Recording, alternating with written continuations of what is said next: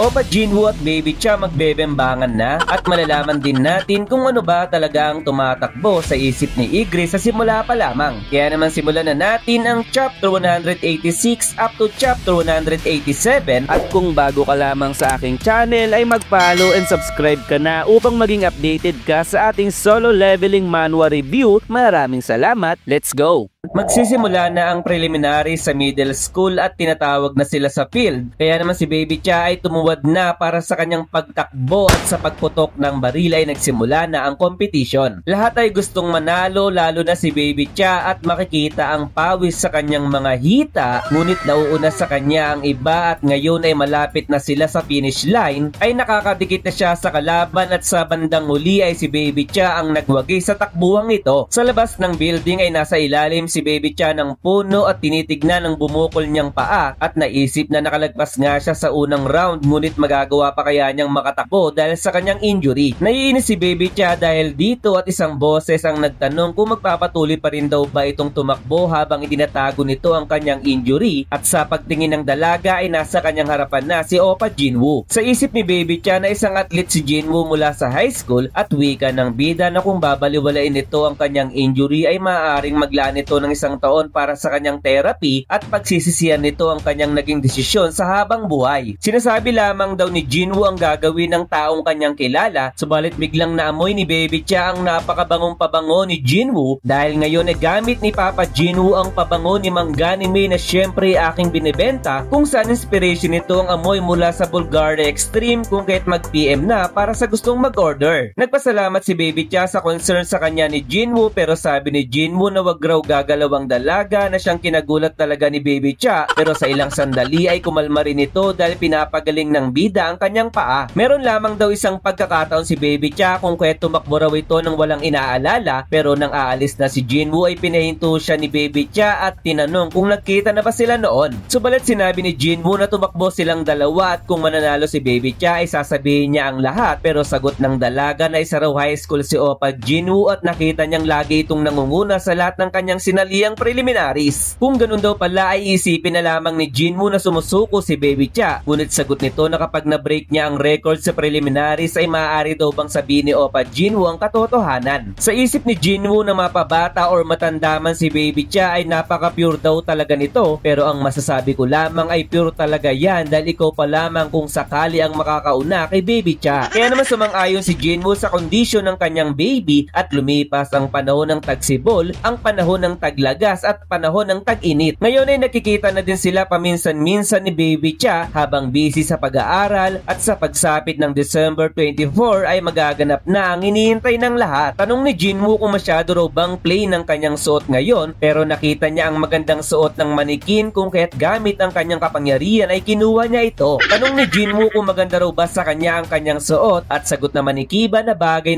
raw kay Jinwoo ang ninakaw nitong damit kaya naman habang nakatayo ito ay nagbibilang siya sa kanyang isip at tinimingan niya ang pagdating ni Baby Cha. Tanong ni Baby Cha na parang may mata raw si Jinwoo sa kanyang likuran at binati nito si Jinwoo sa matagumpay niyang pagpasa at pupunta raw ba talaga ito sa university na kanyang napili. Mataas raw ang grado ni Jinwoo kung kahit bakit ito pupunta sa university na yun pero sagot ng bida na wala siyang babayaran at magandang pagkakataon na makapag-aral siya sa ibang bansa at isa pa ay may kailangan siyang kitaing tao. Tanong ni Baby Cha kung babae daw ba ang kikitain nito pero sagot ni Jinwoo na hindi niya alam kaya naman nainis si Baby Cha at tinanong kung naaalala pa ba nito ang kanilang pangako. Ang tinutukoy niya raw ay yung pangako na kapag siya ay nanalo sa kanilang race ay sasabihin nito ang lahat at bakit daw hindi sila magkaroon ng bet ngayon upang makita kung sino ang mananalo sa kanila. Ano raw ba ang gustong malaman ni Baby Cha? Tanong ni Jinwoo at sagot naman nito na gusto niyang malaman ng lahat gaya ng ano ba ang iniisip nito, babae ba or lalaki ang kikitain nito sa university at higit sa lahat ay kung nagkita na ba sila dati bago pa ang competition. Nagulat si Jinwoo sa kanyang mga narinig at pumayag ito sa gusto ni Baby Cha subalit tinanggal ng dalaga ang kanyang balabal at isinuot kay Jinwoo sabay sabing kung gusto siya ni Jinwoo ay huwag itong gagalaw sa kanyang pwesto. Nagulat si Jinwoo sa kanyang narinig habang si Baby Cha ay nagsimula ng tumakbo kaya naman inaasar siya nila Belyon at sinabing natalo daw si Jinwoo dahil meron daw palang pagkakataon na matatalo ito sa isang pustahan pero wika ni Beru na hindi para huli ang lahat lahat dahil pwede pa raw itong umabol.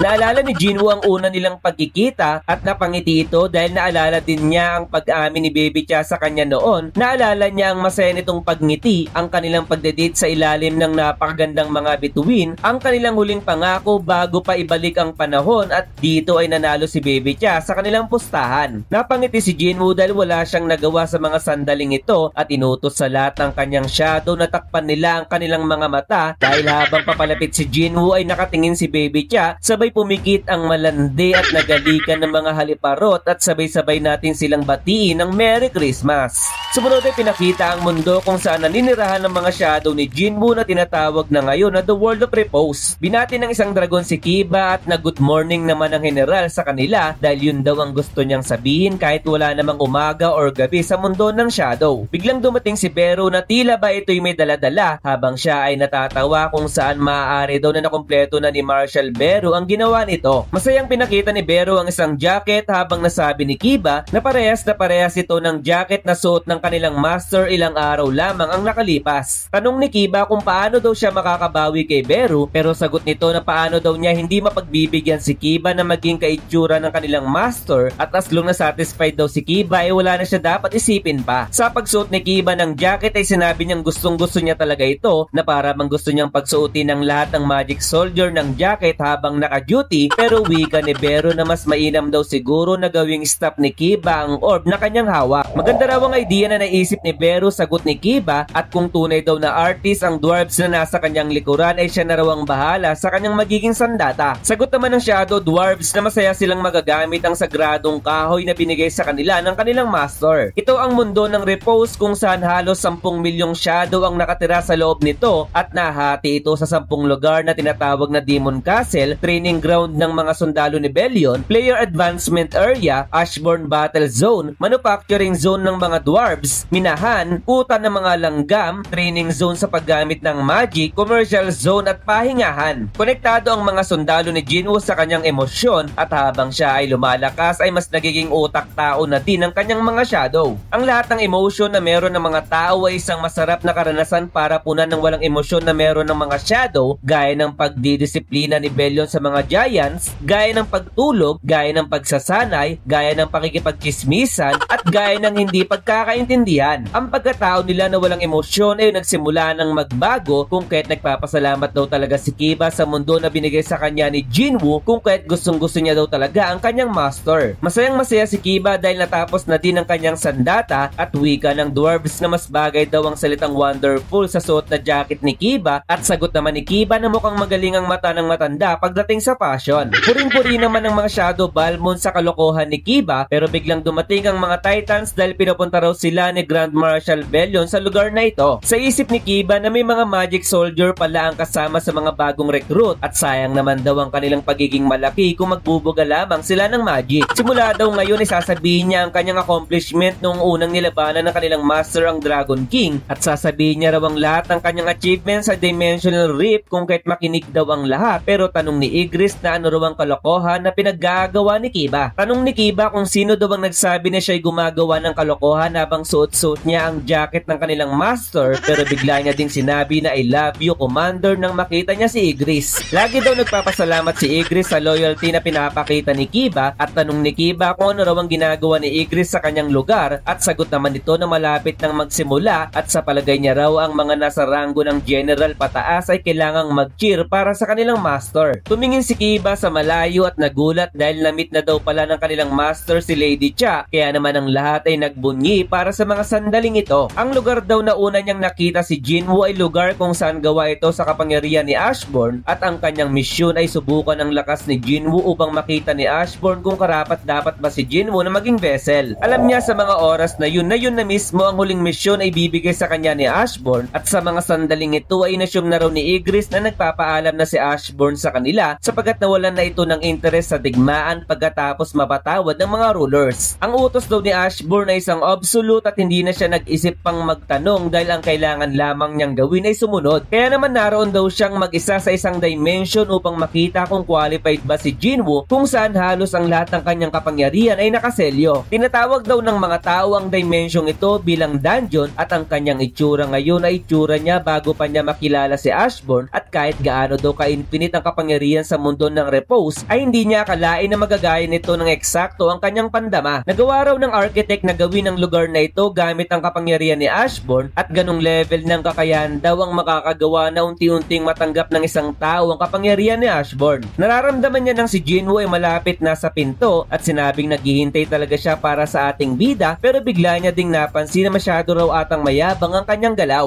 Ang tao daw na kanyang susubukin ngayon ay may kamalayan ng kanyang master na si Ashbourne, kung kaya't hindi raw maganda kung makikita siyang nakaupo sa isang trono. Sa pagbukas ng pinto ni Jinwoo ay nasa likod ng isang poste si Ygritte at naisip na yun daw pala ang taong napili ni Ashbourne, at kahit daw ito ang huling misyon na binigay sa kanya ay hindi siya magiging mapait sa laban. Kung hindi raw karapat-dapat si Jinwoo ay mamamatay ito sa kanyang kamay, kaya naman ngayon ay susubukan niya na ang kakayahan ng ating bida kung deserve nitong umupo sa trono. Sa pagsisimula ng kanilang laban ay medyo disappointed si Ygritte kay Jinwoo dahil wala itong ginawa kundi umiwas sa kanyang sandata, pero nang sinabi daw ni Jinwoo na gagamit ito ng kamao para siya ay talunin ay nabilib siya sa lakas ng loob nito. Gusto niya raw ang matang pinapakita ni Jinwoo, pero sapat daw kaya ang kanyang skill, at kahit hindi pa daw sapat ang katawan ni Jinwoo para kay Ashbourne ay igagalang pa rin niya ito. Sa pagpapatuloy ng kanilang laban ay patuloy ding nadidisappoint si Ygritte dahil paano daw nagkaroon si Jinwoo ng qualification para maging vessel kung kaya't sumuko na raw ito dahil isa lamang siyang mahinang tao. Sa pagkaupo ni Jinwoo sa trono nang hindi sinasadya ay sinabi ni Ygritte na hindi raw bagay ang bida sa upuang iyon, kung kaya't puputulin na raw niya ang ulo nito dahil medyo natuwa siya sa pagkakamaling pagpili ni Ashbourne kay Jinwoo. Kung hindi raw taglay ni Jinwoo ang qualification para manahin ng power ni Ashbourne ay mananatili pa din ito bilang kanyang master ng mas matagal, kung kaya't puputulin niya na ang ulo ni Jinwoo para hindi na ito makaramdam ng sakit. Subalit nagulat siya sa sumunod na pangyayari, hindi dahil nasangga ni Jinwoo ang kanyang sandata kundi dahil hindi sumuko ang bida para sa kanyang buhay. Kaya naman sa pagkatusok ng mata ni Ygritte ay natanong niya kung matatalo daw ba siya ng isang taong mas mahina sa kanya, pero napagtanto niya din na huwig ang mata ni Jinwoo sa mata ni Ashbourne. Dahil sa malayo ang kapangyarihan niya kay Jinwoo ay mas mataas ang kanyang stats, subalit sa uli ay nagawa siyang talunin ito at tanong niyang muli kung nagpabaya ba siya sa laban or ang pagiging matatag ni Jinwoo ang nagpanalo sa kanya. Hindi niya raw alam kung magiging masaya ba siya sa naging choice ni Ashbourne, at pagkatapos niyang matalo ay inalagaan siya ni Jinwoo. May mga moment daw na thankful siya sa pinapakitang kabaitan sa kanya ni Jinwoo, at para sa kanya si Jinwoo ay isang master, kaibigan at kasamahan. Maraming laban ang nangyari habang kasama niya si Jinwoo, at habang lumalalim ang kanyang katapatan ay unti-unti na ring nawawala ang pagkaulila niya sa dati niyang master. Pagkatapos raw matanggap ni Jinwoo ang mga original Shadow Soldier ay mas lalo pa itong lumakas dahil nandito na ang dati niyang kasamahan na si Bellion, pero ang saya nang makita niya si Bellion ay mabilis lamang nawala. Nagsimula na ding maging loyal si Bellion kay Jinwoo at pinakita ang eksena kung saan si Bellion pala ang nagmungkay na maglagay ng itim na bandila sa kastilyo. Nang matalo daw ni Bellion si Beru ay medyo napanatag ang damdamin ni Ygritte, pero nang makita daw ni Jinwoo ang bandila ay pinaluhod niya si Beru at sinundan ito agad ni Bellion. Nasubukan daw ang kanilang determination ng kalabanin nila ang mga monarch at nagsimula na ding mas maging skillful si Jinwoo at mas maging malakas na din sa laban. Ang laban nila ay nagpatuloy pagkatapos gamitin ang Cup of Reincarnation, at sa loob ng 30 years ay naubos na nila ang lahat ng kanilang kalaban maliban lamang sa ukbo ng Dragon King. Sinabi ng isang dragon sa kanya na hindi raw ba siya nahihiya dahil sumusunod ito sa isang tao lamang, at tama raw ang sinabi ng dragon dahil nakalimutan niya na ang bagay na yun dahil masyadong honorable ang karanasan niya kay Jinwoo, kung kaya't nakalimutan niya na si Ashbourne. Hindi niya natanda kung kailan niya nakalimutan si Ashbourne, at pinakita ang eksena kung saan nagtanong siya kay Jinwoo kung bakit hindi nito sinabi ang katotohanan kay Mr. Wu, at na-realize na minsan ang pagkalimot ay isang gantimpala. Hindi niya raw nakalimutan talaga si Ashbourne, at kahit si Iron at Greed ay bumalik na sa pagiging tao ay nasa tabi pa rin siya ni Jinwoo. Ang pakiramdam niya raw kay Ashbourne ay konektado kay Jinwoo, at siya raw ay isang kabalyero na isa sa pakpak ng Shadow Army. Nang turuan niya si Jinwoo sa isang tanong sa isang test ay wika niya sa sarili na walang ibang tutulong kay Jinwoo maliban sa kanya, sapagkat si Bellion ay malaki lamang, or si Beru na kahit gaano katalino ay insekto pa rin sa huli. Siya lamang daw ang makapag-a-assist kay Jinwoo dahil nagtapos siya bilang pinakamataas sa Knight Academy. Pero tanong ni Jinwoo na willing daw bang itaya ni Ygritte ang kanyang buhay sa binigay niyang kasagutan. Kaya naman chinek agad ito ni Ygritte sabay pinagpawisan at sinabing mukhang kulang pa din ang kanyang disiplina. Siya ang kabalyero, ang espada, at ang laban daw ni Jinwoo ay kanya ding laban, at dahil tumapak si Jinwoo sa bagong laban ay mukhang mas magtatagal magtatagal din ang kanyang masayang buhay.